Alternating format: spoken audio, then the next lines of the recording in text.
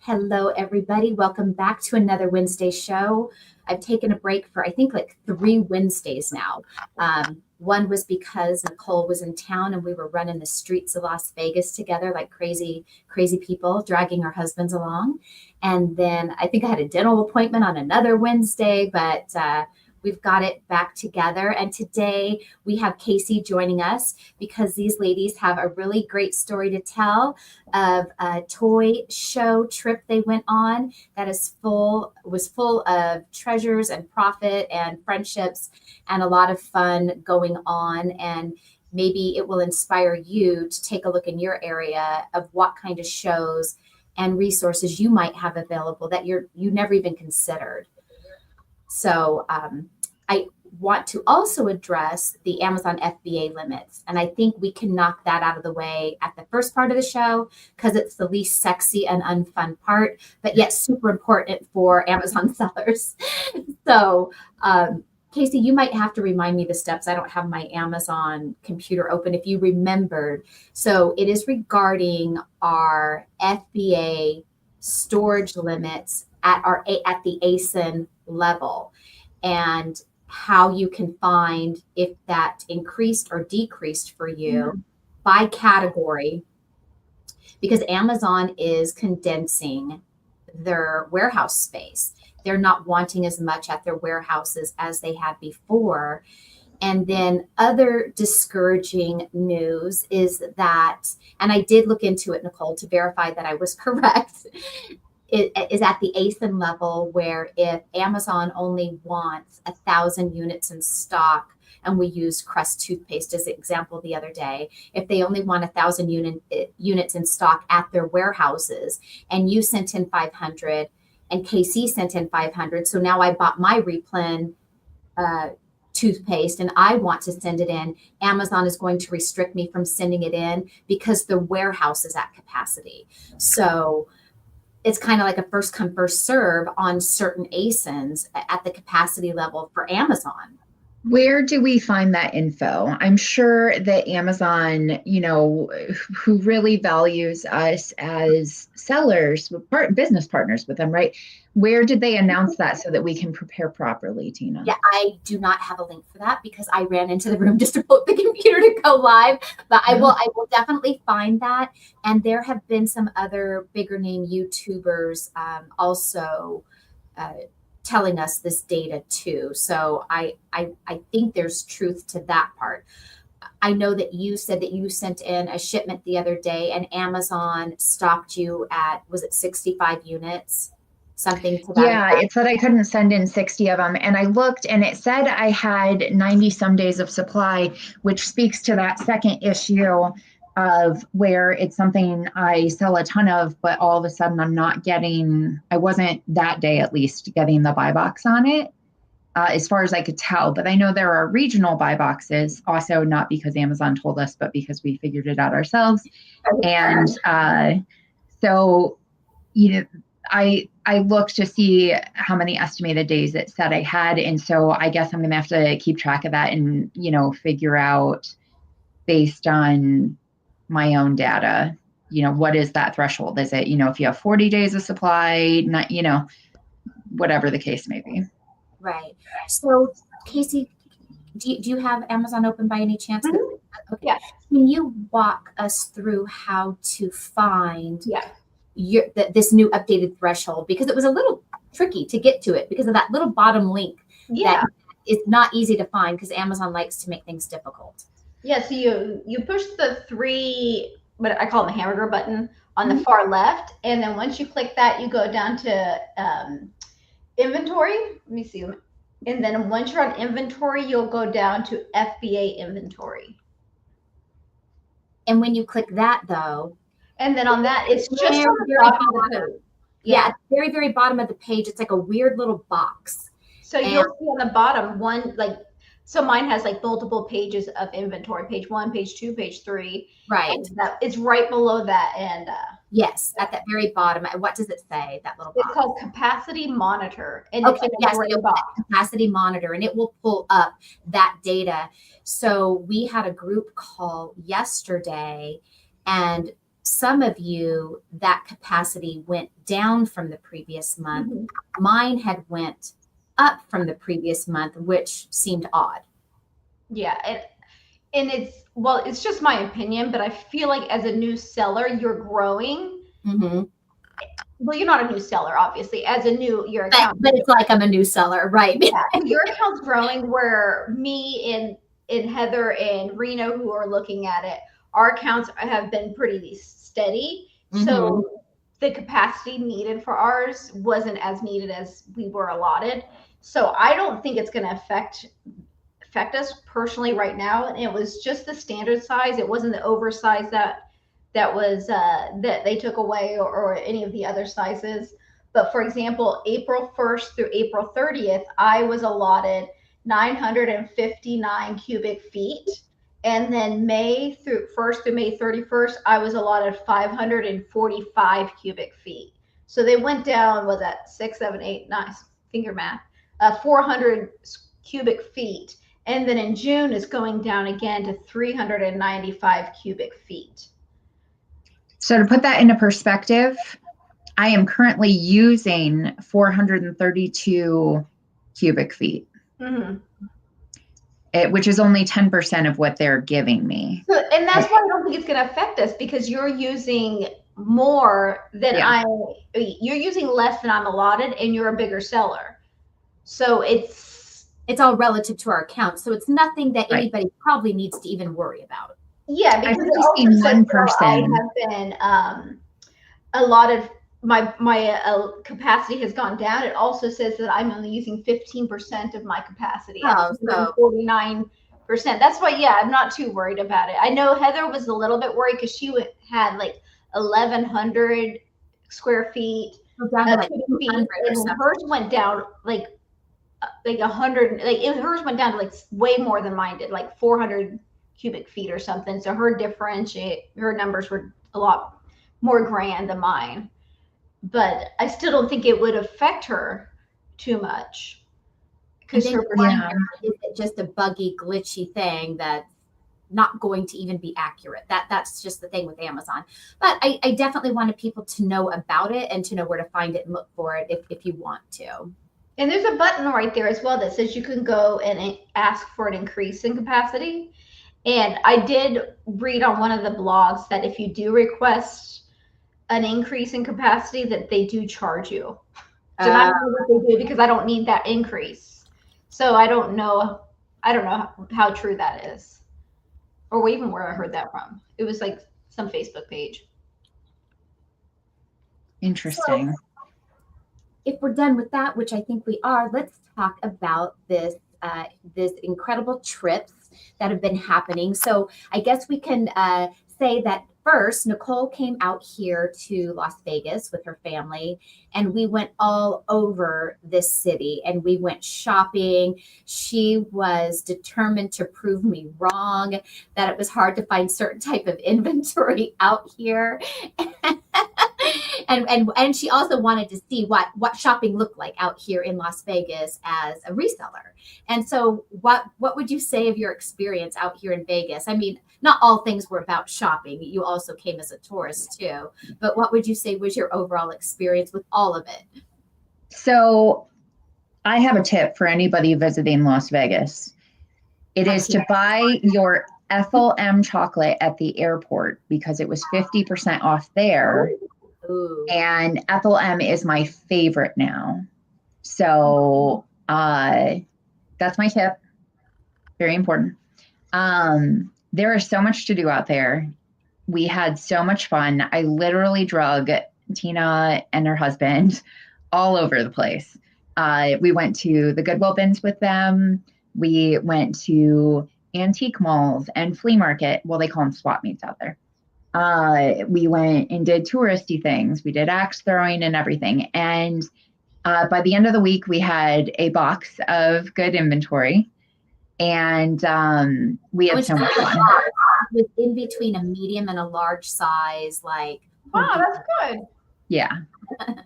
We found some stuff. My husband found some grails while we were out there. We ripped some garbage pail cards, so that was fun. Yeah, he he really hit the jackpot for himself. He did. Yeah, he did. But it is hard out there. The prices are higher. There is not, and where I live, within 2 hours, you can drive to Detroit, Columbus, Cleveland, Toledo. For Las Vegas, you're an island of sand. So, but it's beautiful out there. And the thing, so with that, if I were to live in Vegas, I would just adapt, right? I would do a lot of OA. I would do, and we've looked at some creative ways to do that and everything. And there is opportunity that you have that I don't have. Like the one thing we were looking at yesterday, I don't have one of those right by me or where I'm at all the time where I can just go and pick up inventory. But that potentially is, and I'm being so vague right now, but that potentially is a really good opportunity for you because you're there anyways. Yeah. So, yeah. And then it's kind of a way for you. Then I do shop on Nellis Auction here, which is Amazon returns, and I really do enjoy that auction site. In fact, our number one watched video here on YouTube, Nicole, is when you and I sourced on various auction websites. That one is the most favorited one. I thought we should visit doing that again because people really liked it. Yeah. Yeah. Well, and the thing that we were doing last night is that makes you unstoppable there. I can't touch the deals that you can get. So basically it's finding the local auction in your area, and you're already going to be in that area every week anyway. So it's not going to take any more time to grab your items from there. And you can outbuy the rest of us across America who could bid on those items because you can beat our price. Yeah. Yeah. So what were you going to say, Casey? I was going to say, how are the outlets out there for sourcing? Because isn't there some outlets out there? We went to an outlet mall when Nicole came out here. What did you think of the outlet mall and the pricing? I didn't make it to. I wanted to make it to the Lulu outlet store because I was doing so much research on that. How are people getting Lulu to sell and whatnot and things like that. And I just saw another post about it last night, and people were talking about using some sort of discount. That kind of thing. So I see Nate asked if we hit Nellis. We didn't make it to Nellis, and I didn't make it to the outlet malls out there. So I got to go back now. Nellis, do you mean Nellis Auction? Or do you, I'm not, that's the only thing I know as far as Nellis goes when you say, I think he's talking about Nellis Auctions. Okay. Yeah, we didn't make it out there, but it's not in person. It's all online. And it's online and you go pick up. So it's not. Yeah, we did do that together online though. Kevin's like, you got a minute. What should I bid? And I'm like, Yeah, so she did participate in looking at items on Nellis Auction with us just to check it out. We went to Broadacre Swap Meet because Nate lives here locally, so I know he knows what I'm talking about. And we did go to the indoor outlet mall. That's where we went, where there was those claw machines, and we went into that one toy store in there that you had wanted to check out. That mall that we went to. Brad's Toys. I was so disappointed. Mm-hmm. We didn't hit any of the other ones. I was like, this is the worst toy store I ever went to. Sorry, Brad. Yeah, so Lululemon out here at the other outlet mall, which we did not go to, there's always a line to get into Lululemon. You have to stand in line like it was when we went to the fashion show mall and had to stand in line to get into Pop Mart to try to buy one of these little monster toys back here. Yeah, so let's talk about that. So we went live on Whatnot while I was out there with you. And what did you think about that? It overwhelmed me. It overwhelmed me Whatnot. I want to do it. So I'm going to do it. I'm going to learn it. The things that overwhelmed me with doing Whatnot, I think is one, we had a lot of distractions, right? When we were at the mall, we went live and did Whatnot at the mall in a store.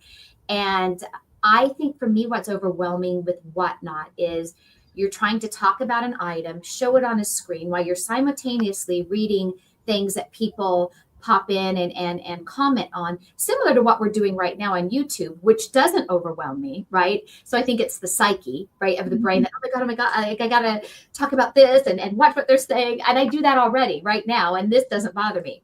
But then where it gets anxiety for me is that then I've got to leave what that page looks like, to go over to check the appropriate shipping template for the weight of the item. And then you have to know your pricing to know that if this costs me $10, I have to start my bidding at, say, $15. I'm making up a number because I don't know, to where I would at least make $1 if it sells, right? And then I have to kind of know, especially if I'm on location doing a Whatnot Live, about how much this weighs to select the correct shipping template. So I think the going back and forth while talking, while showing something, while reading comments, and then hitting a timer button, it was like a lot of things at once, and that overwhelmed my brain. When we did Whatnot from my house and we had a couple things, I was comfortable talking because I do that here on YouTube.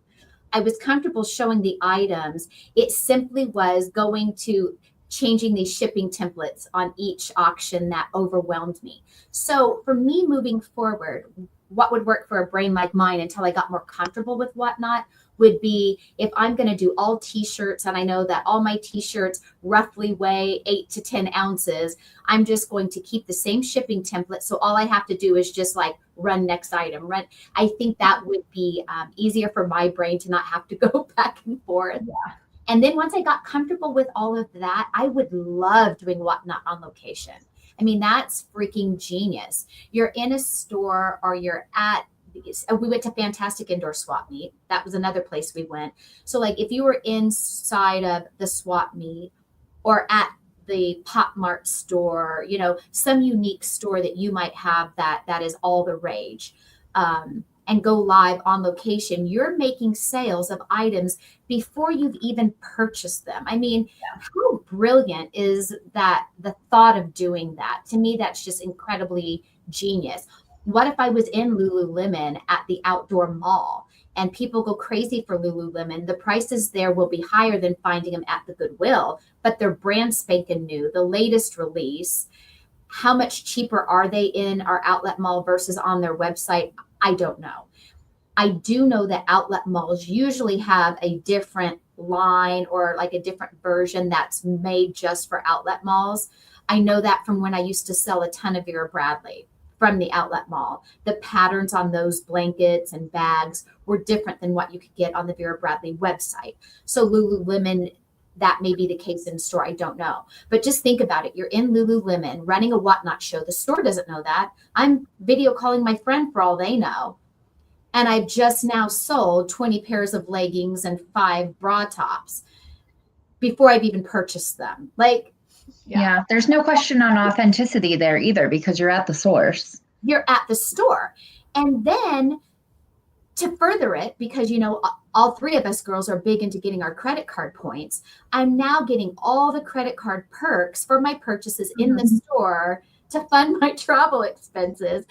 Not only that, you get offers all the time on your credit card. I get Lululemon offers quite frequently because I use that card pointers, where spend $100 at Lululemon and get $30 cash back. So, you know, if I went into Lululemon during one of these cashback deals on my credit card, I've even made more money. I'm sold, Tina. Yeah. You're welcome. Please sign up. My course is $19.99.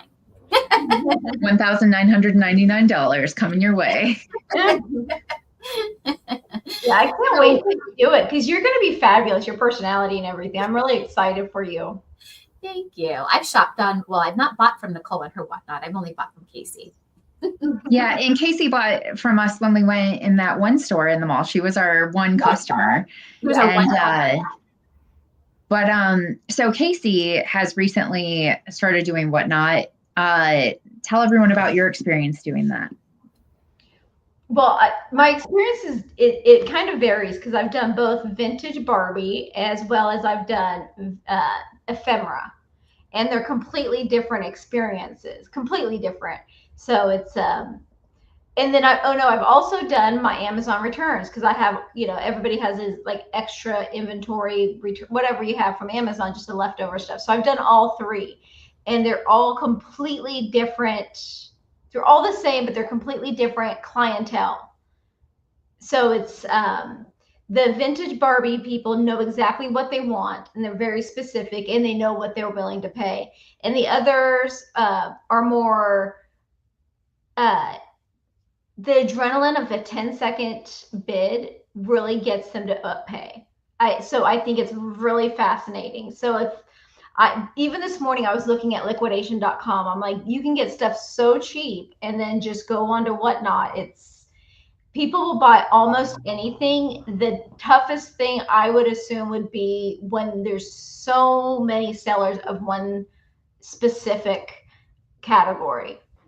Like if there's not just It's saturated, like if it's baseball cards and there's, a kabillion Whatnot sellers of baseball cards. Well, baseball cards is more of a niche. So it could be 80s baseball cards or 90s baseball cards. So not quite as much. So I would say if you just did I hate to say it because I know this is something you're interested in, but like clothes, there's so many clothes. So you'd have to niche it down, at least title your like the plus size lady clothes, or Yeah. just Lululemon legging show, like narrow clothing down to a category. I would think so, because if you just do all women's clothes, like, do I want to do is it for like a teenager? Is it for my 90-year-old grandma?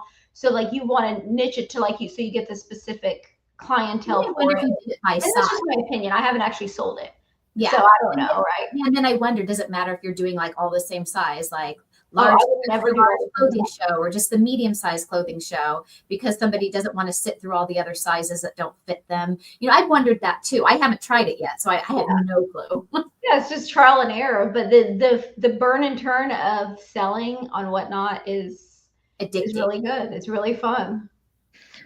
It is so fun. It's so fun. Yeah. So Casey is a newer Whatnot seller. She just dived right in, and it didn't overwhelm her right away like it does me. Oh no, you have no idea. My first time, I wore a turtleneck because I was breaking out in a rash. I was so nervous. And then Nicole kept texting me to calm down, slow down. No, it was all of the things. Yeah, Nicole is amazing at Whatnot. She's been doing it a long time. She does it with such ease and with such grace, and she does it very, very well. I do want to say you did bring up a very good point, Casey. You said about liquidation.com. I also had went on their site recently. Liquidation.com has a lot of overstock or Amazon returns, a lot of things like that. We have a huge liquidation.com warehouse right here in Vegas. It's on the end of town where we went to the Broadacre swap meet near Nellis Auction. I pass it every time we go. And I've thought about them and went on their website recently to see what would be available that I might want to buy in bulk for selling specifically on eBay and Whatnot. Another thing that I found is if you have an Amazon business account. So we all have like our Amazon Prime account.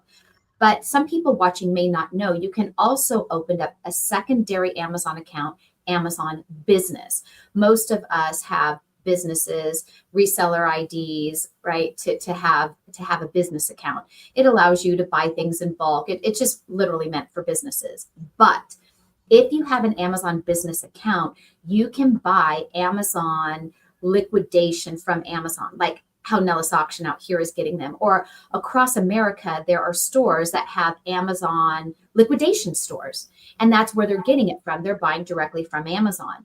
So they have this beta program for people like us with Amazon business accounts where we don't have to buy truckloads of this stuff. We can buy like pallets worth, and they have it by different categories. So I applied for it through my Amazon business account. They need you to link. It's a very simple process. And you can apply to buy these liquidations from Amazon. It's a very simple application. I applied for it in the evening. And then yesterday morning, I woke up to being approved for it. Easy peasy. So that is another great tip for getting inventory that you could flip on Whatnot or eBay. Now, both of you, I think, have done Amazon, like your inventory that didn't sell on Amazon that you pulled out. You both did Whatnot shows selling Amazon pulls. How did that go for you guys? Terrible for me. I gave Yeah. everything away. Basically, I would have been better off throwing it away and doing something different. Yes. You would have been better off throwing it away than what nickel and dimes you made on your show. Yeah, it just wasn't, my time would have been better spent doing something else. But I was inspired by Casey's show because it seemed like she was doing well with it. So yeah, Casey, how was your experience? Well, it was not fabulous when it comes to what I paid for the items. So, but I got rid of them all for, between $2 and $15. So to me, it wasn't fabulous money. So if I had spare time, it was worth it, but it's not the return I would like. Like I like to make $100 an hour, and I don't think I made $100 an hour. So I definitely made my money back, and I probably made in a 2-hour show. I probably sold like, I don't even remember. I'd have to look it up, like $200 maybe worth of stuff. So after fees, I probably made, what is that, 160? But that was 2 hours worth. So it wasn't quite. Yeah, but still 160 back in your pocket versus donating it for free. It might have been less. Yeah. It was not, but I didn't have a lot and I didn't have good variety. But I learned a lot. Like I learned what they wanted, and they all wanted health and beauty. Everybody wanted health and beauty. And which is what I've been saying for a long time, that those are the box lots I would like to buy for a couple of reasons. One, health and beauty always sells. Number two, if you're storing it in your home, for those of us that do work out of our house that don't have, warehouse space, it doesn't take up as much space as it would if I was trying to buy, toilets. Like something. And that's what inspired me about liquidation.com is I saw some stuff where you get 1,600 units for $600. And I'm like, the cost of goods are 50 cents. That's crazy. There's a lot of it that's going to be garbage. I have in the past bought pallets. They were more like Gaylords, they're called, right? So it's like a pallet, but it's this giant cardboard box. Yeah. And I have bought clothes. I have bought electronics. I have bought various things like that in the past. So from my experience, within buying it this way, there's going to be a big chunk of it that's garbage and not worth your time. And so those things you're either going to sell like in big box lots like you see people do on eBay. You can buy, say, a whole bunch of baby clothes, like all size 12 month, and there's 50 pieces or something. Yeah. You could either do that with it, you're going to yard sale it, or you're going to donate it. What's left over is your money, right? And those items tend to then make up the entire, that you make up what you paid for it and you profit on top of that. So if you are considering buying like this, my experience is there's going to be good mixed in with the bad. You're going to have a mixture of it both. Now, do you prefer to buy that liquidation stuff that has a manifest or no? I have bought with and without manifests. I've only done it with. So mine has not been as bad of an experience, but I've always done the manifest when I was doing eBay.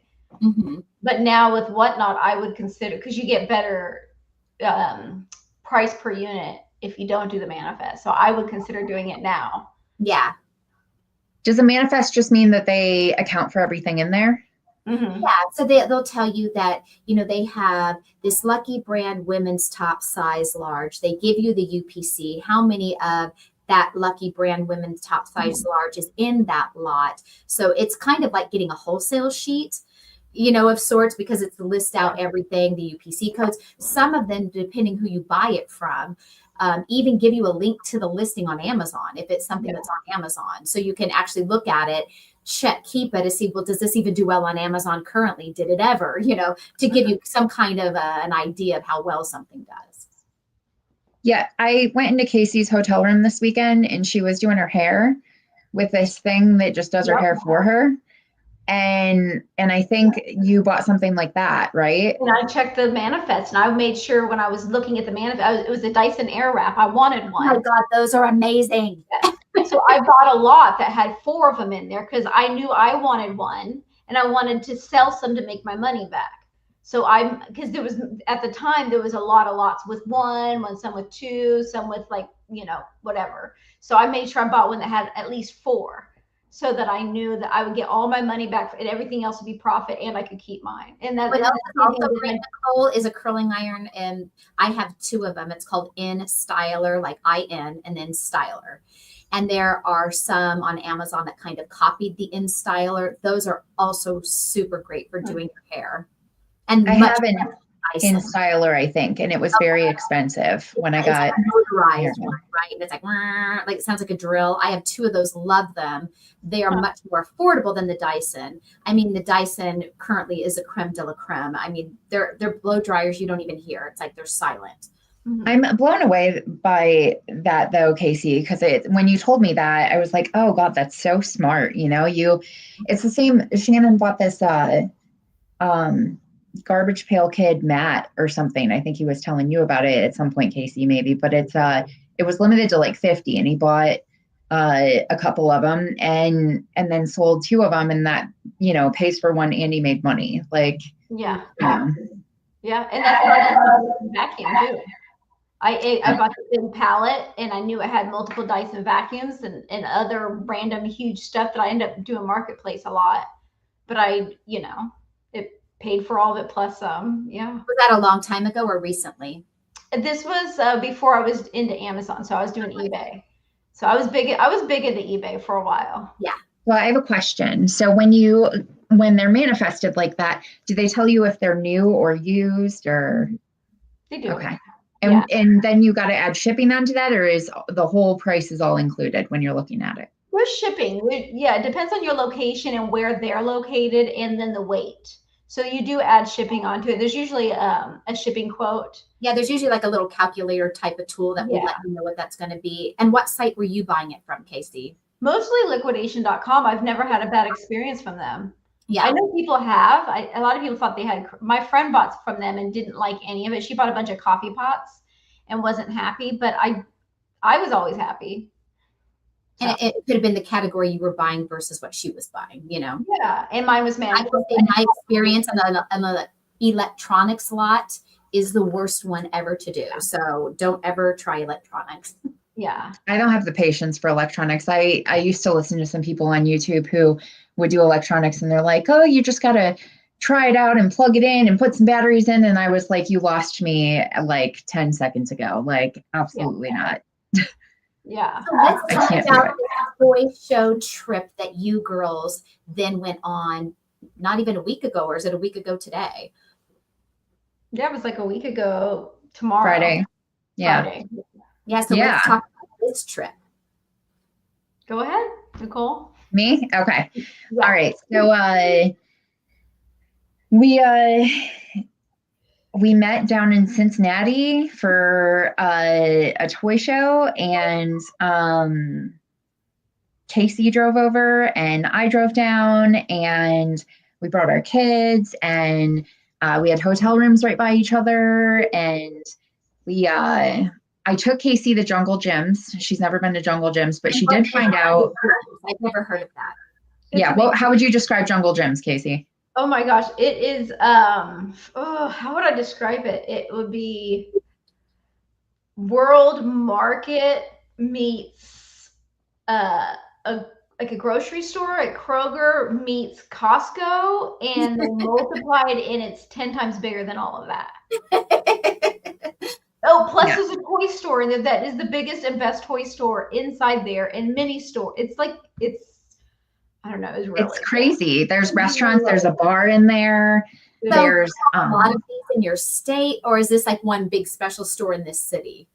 Supposedly there's two of them in Ohio, Casey found out. And my favorite part, I don't eat seafood, but my favorite part is when you go to the seafood section, the fish are swimming around, and they will clean them there. They'll, do whatever they do so you can get, they're ready for you to eat. And we saw some like big, they have an alligator on ice that you can buy to eat. They have like squid, like whole octopus.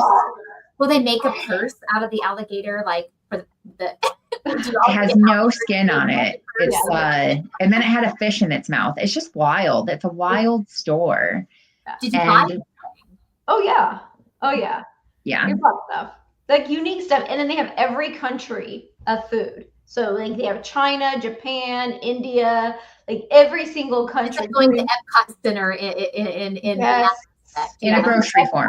Grocery store. Yes, that is exactly a great analogy. Yep. Yeah. So we did that. And then we met up with our fellow toy lovers from Whatnot and And when you say and from had Whatnot, dinner. are these other sellers or these your shoppers? Buyers. Yeah, both. Both sellers and buyers. And we all just converged on Outback Steakhouse. And in fact, they went there and had some drinks prior to us getting there. They were they went live at the bar and sold some stuff. Like they were living their best life. So how were you selling stuff live at a bar? Like, did they have their inventory like on the bar, like showing it, or how did that work? I wasn't there for it. I heard about it later, but they went live and they had gone to a toy store prior to getting to the restaurant, and whatever they had bought there, they went live and flipped it, right from the bar. And then I think they got tipped so that they could buy more drinks. So it was a whole thing, just. So how cool is that with the Whatnot community? And this really is a testimony to having a niche on Whatnot, right? Because if you're jumping around selling all the things, selling my Amazon returns, selling shirts, selling toys, I'm not building up a following of somebody who loves the thing I sell because I'm everywhere. But if you really have a niche, you build up a fan base that's always following you. They see you go live, it pops up on their phone. It's like, yay, Nicole is live and you sell the things that they want, right? So because of that, you have a fan base. And of that fan base, it's created such friendships that everyone meets up at this toy show, the people who shop from you, for everyone to have a dinner together. And it's like, how cool is that from a community? I can't say I have a fan base on eBay of people that buy my stuff that want to meet up with me at an eBay thing. So that's a real testimony to what Whatnot does with shoppers and buyers, isn't it?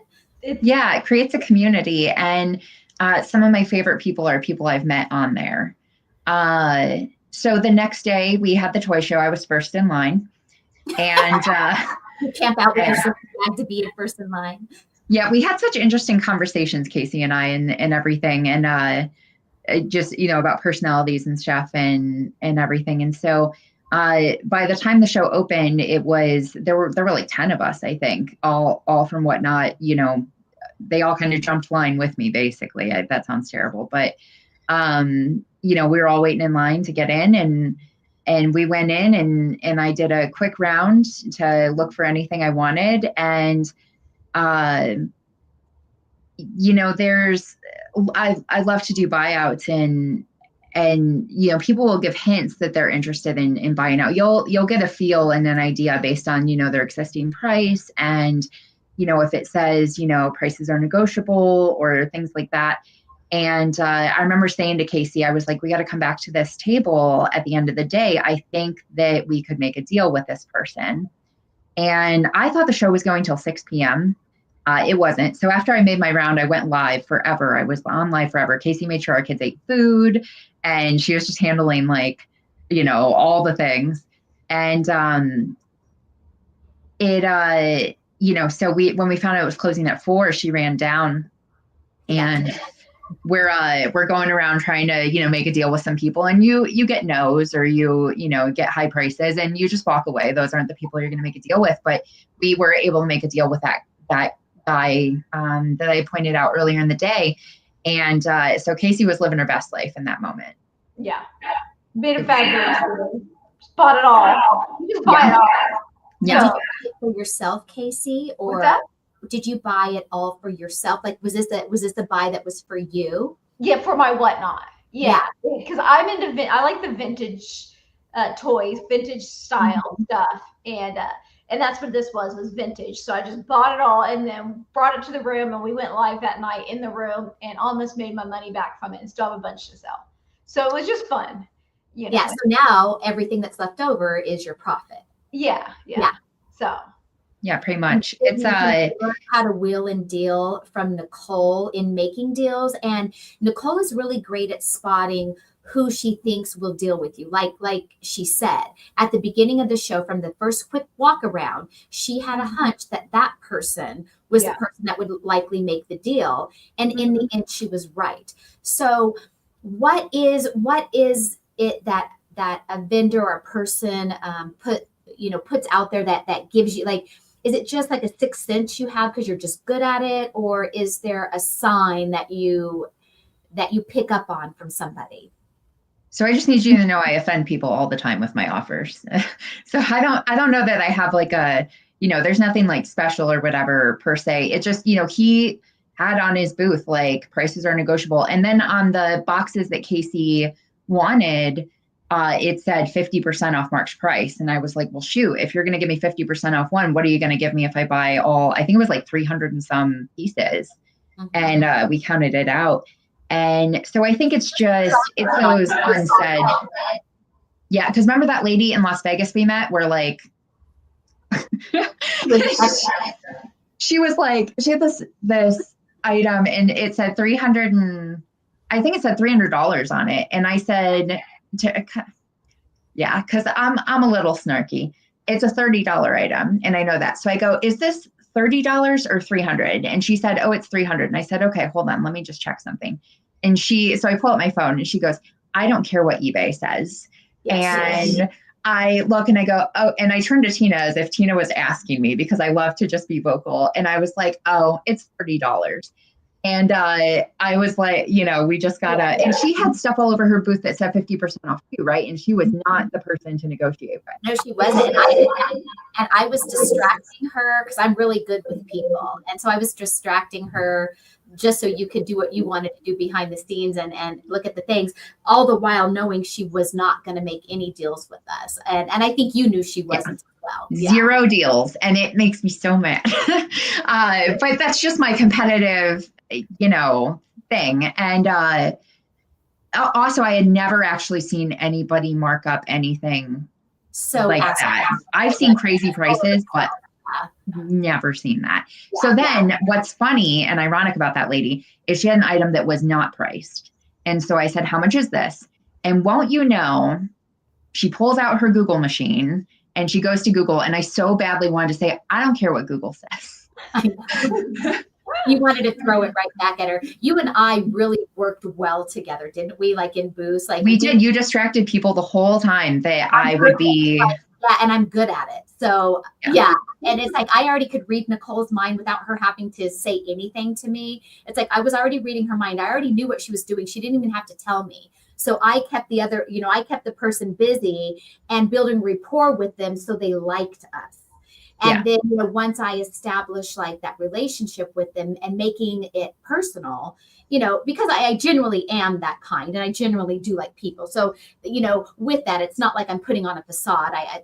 There is genuineness behind it, but it also does help with negotiations. So it's like once somebody connects with you on that personal level, then when Nicole went in to make the deal, where she could say offend someone with her offer and then going back and forth, they liked us by then. And so they're like, okay, well, right. I think that's how it went for us.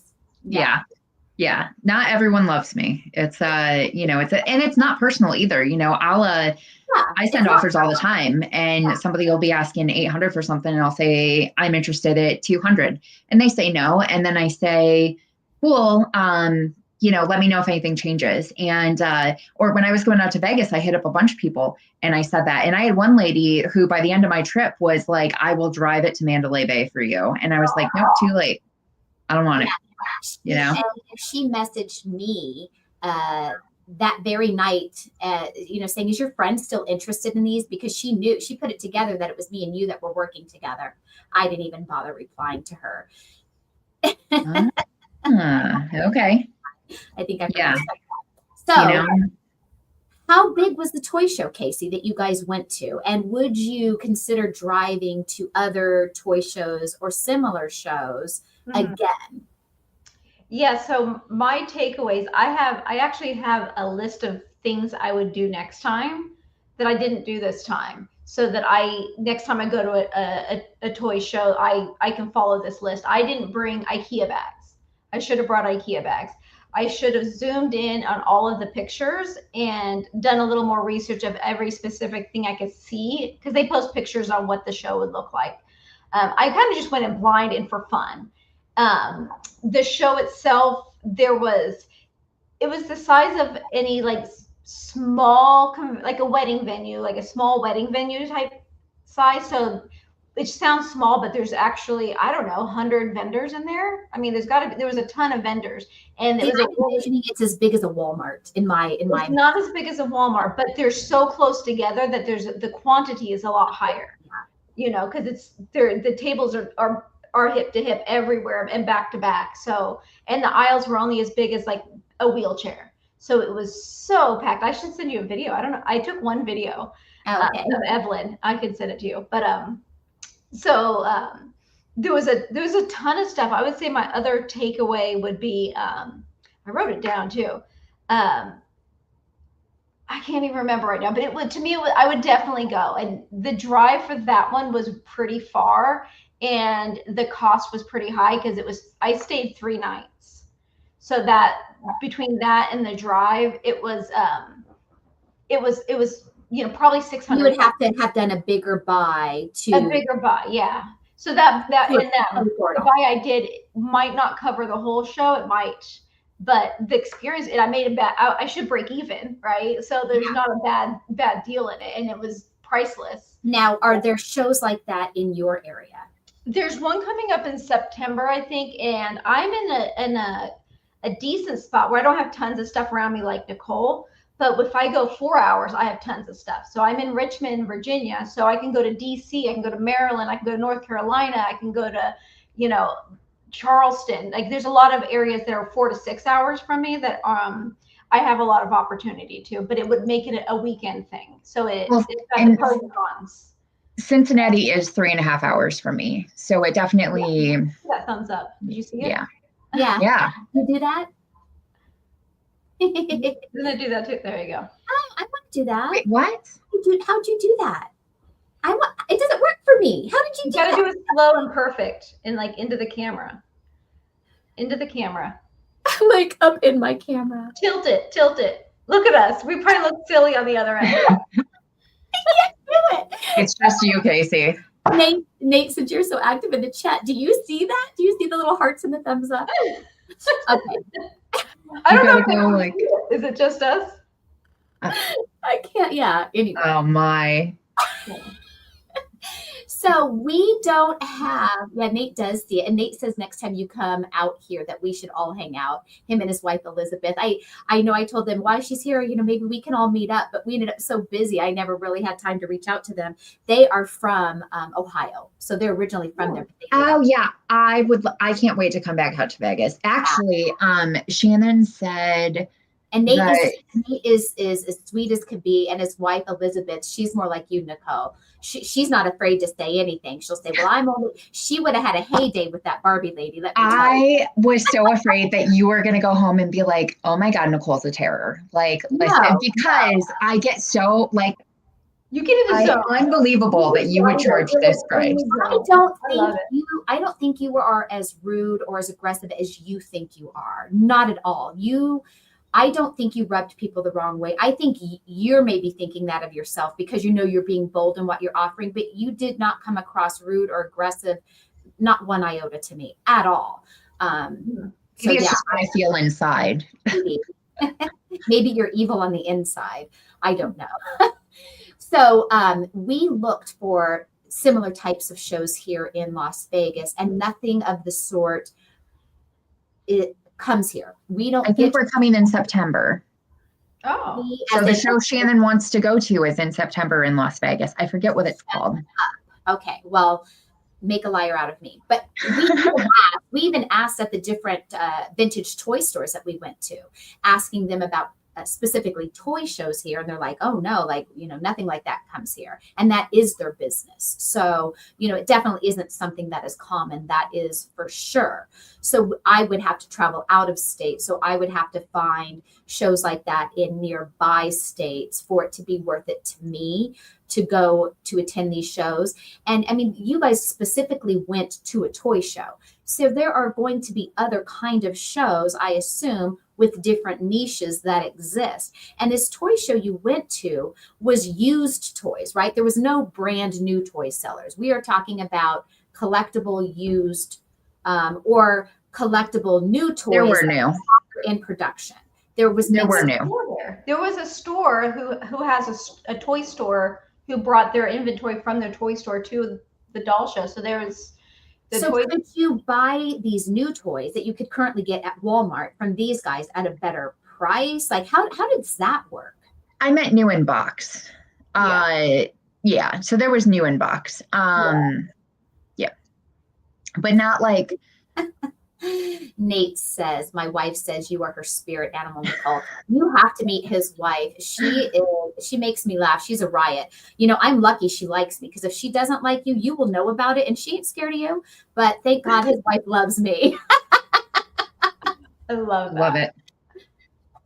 So you could do, Tina, I mean, I don't know how well it would work, but I know I went to the one ASD show, and they have the cash and carry area.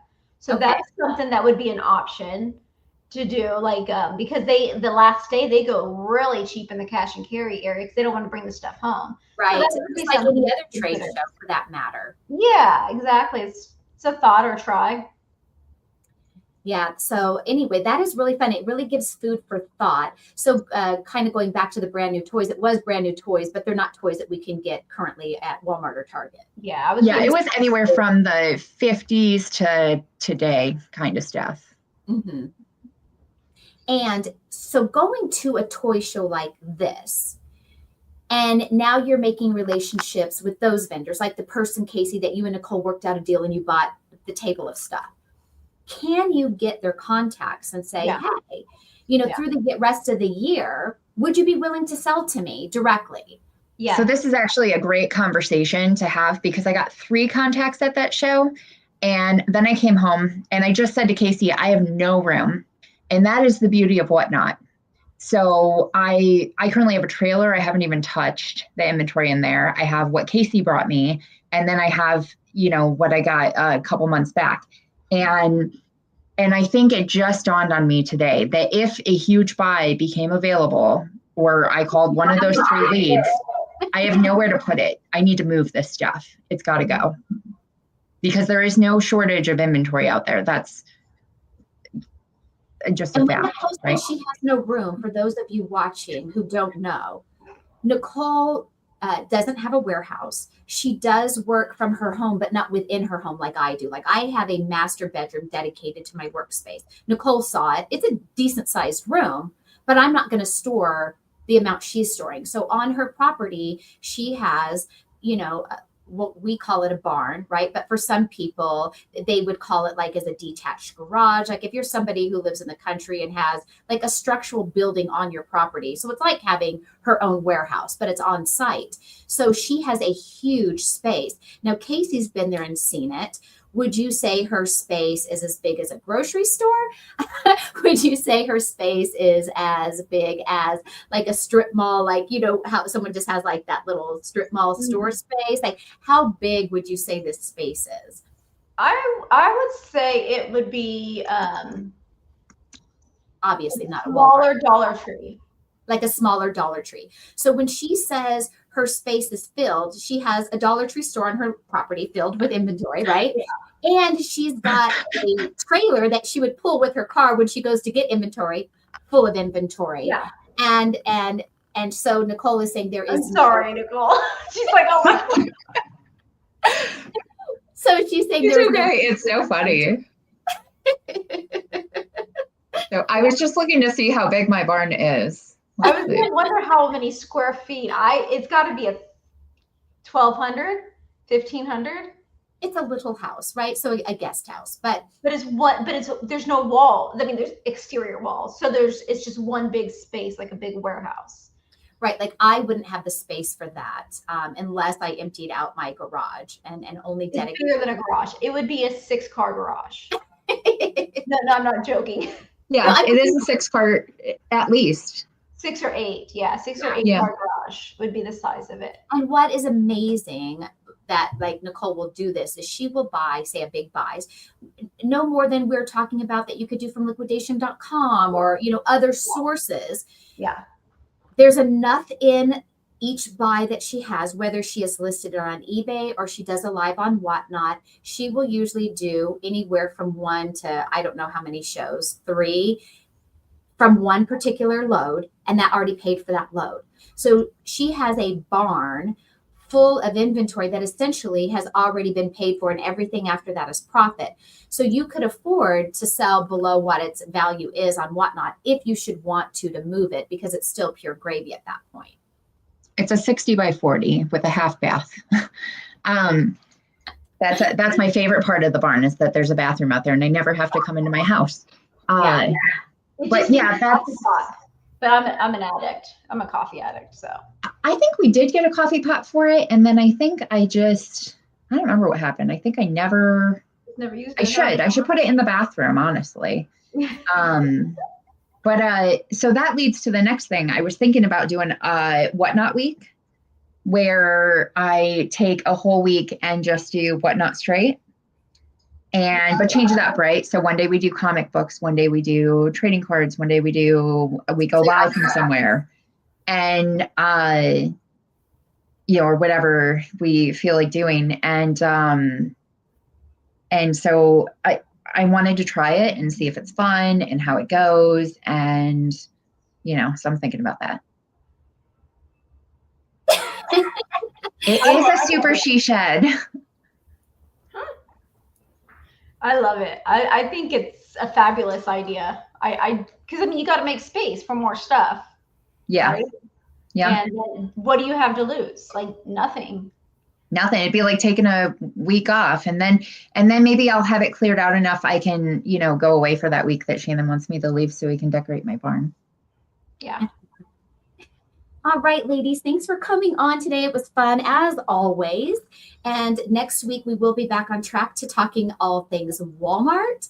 And so if you are a Walmart seller, come back next Wednesday.